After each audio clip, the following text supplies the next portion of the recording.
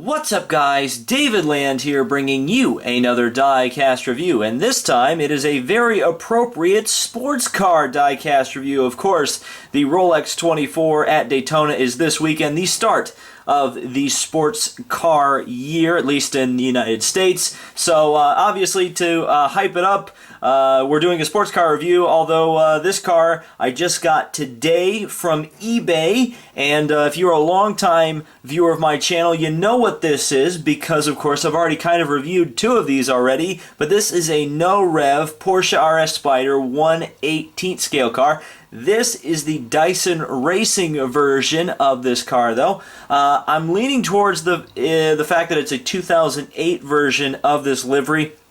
Of course, Dyson Racing ran the RS Spyder in both 2007 and 2008. I'm pretty sure it's the 2008 version, but again, not 100% positive. Unfortunately, it does not have its box, but considering how rare this car, this particular livery of this car is, ironically, it's an American Le Mans series version of a car, and it's very hard to get in the United States. So when it came up on eBay, I absolutely had to pull the trigger on it, and now I've completed the trifecta of the American Le Mans series Porsche RS Spyders that Norev released: the Muscle Milk car, the DHL Penske, and the Thetford Dyson Racing car. And we will be seeing at the very end of the video all three of those cars together. But now let's just focus on the number 20 Dyson Racing Porsche RS Spyder. Of course, this is one of only two teams, at least in the United States, that ran this car as a privateer, meaning not associated with Porsche as a factory. They bought the cars. In fact, I think Dyson bought only one and leased another from Porsche, and actually the one that they bought ended up becoming the Muscle Milk car later on when they sold it, because, of course, they ran Lola Mazdas later on in their American Le Mans Series career.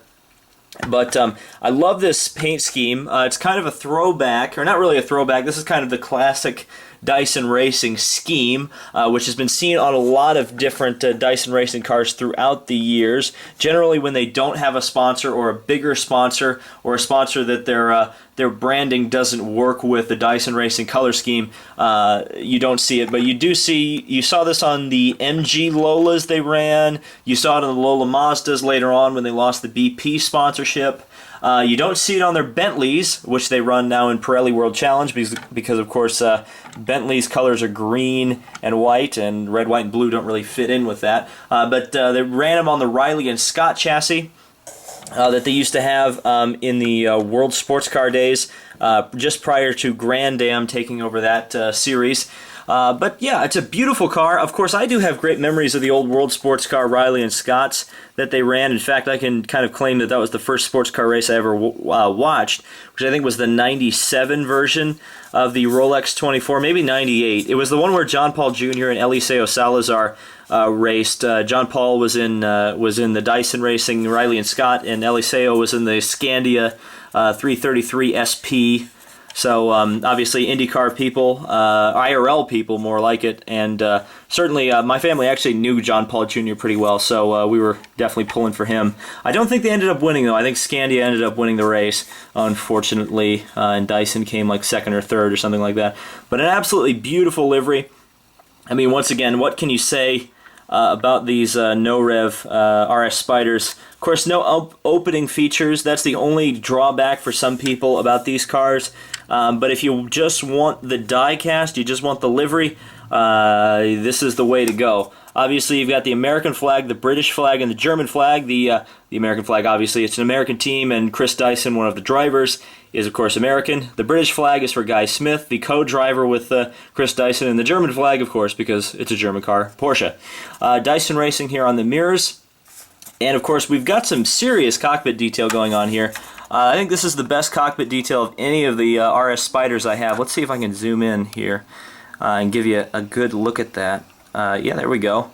They painted the wheel. They took the time to paint the wheel. It looks like they painted a little bit. They painted certainly the dashboard. They painted a little bit of red on here, which I think may be the fire extinguisher, what you would pull for the fire extinguisher. But yeah, pretty nice detail. We usually don't see that on Norev models. They're usually pretty bare bones because they're a little bit cheaper than your Auto Arts or your whatever else you would get for sports car. Spark, certainly cheaper than Spark.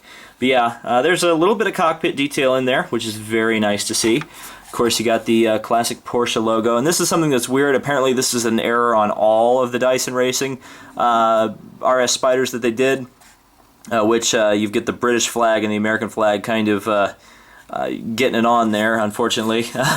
And then just a very nice, clean livery. Not a whole lot to go over. Of course, ethanol.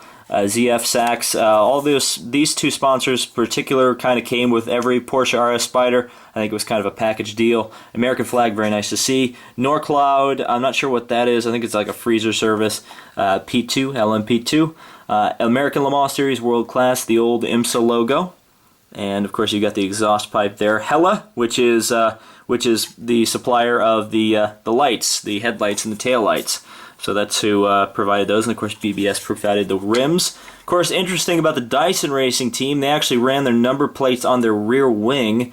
I think only maybe Andretti did it too. Andretti Green did this too, I think. But not many teams ran their numbers on their rear wings. Normally they would want to put a sponsor logo there, but Dyson decided to put their sponsors on where most teams put the number plate. Of course, Thetford on the rear wing. I can't remember what Thetford is either. I think they might be in the freezer service business too. There's something about that, I think.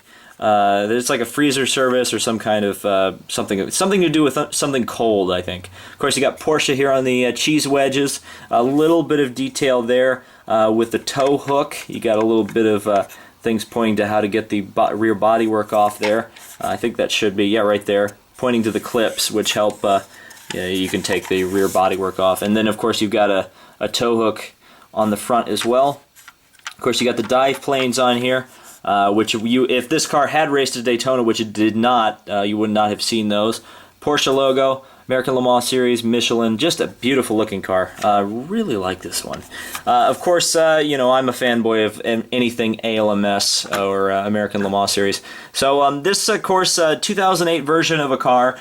So this is not a modern prototype by any stretch of the imagination, but certainly this was the era of sports car racing that I fell in love with, and hopefully the new IMSA, which is kind of starting up this year, where everything is kind of new and fresh, I think has a big potential to get back to where sports car racing here was. So let's take a close look at the three RS Spyders all together, and a collection I'm very proud of. First, I apologize for the door handle in the shot. There's not a lot I can do about that, but I think this is the first time I've ever seen these three Norev Spyders all together in one shot. At least on the internet, where a lot of people have these collections, I have not seen these three specific cars all together, so I think this is the first time, at least I've seen on the internet, that these three cars have gotten together. Obviously, the three cars, the three ALMS liveries of the RS Spyder, the only cars that ran that full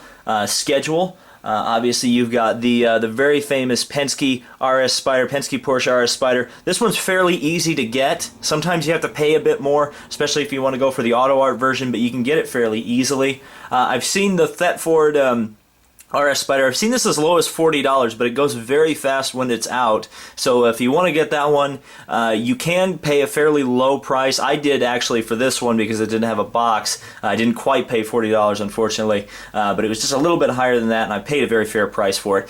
This is the one you're going to have to pay a lot for, the Muscle Milk car. I very rarely see it come up, and when it does, it's pretty expensive. I paid, I think, like $70 for it, though the box I had for this car, or still have, it's actually in the closet behind you, is signed by the drivers, Klaus Graf and Greg Pickett.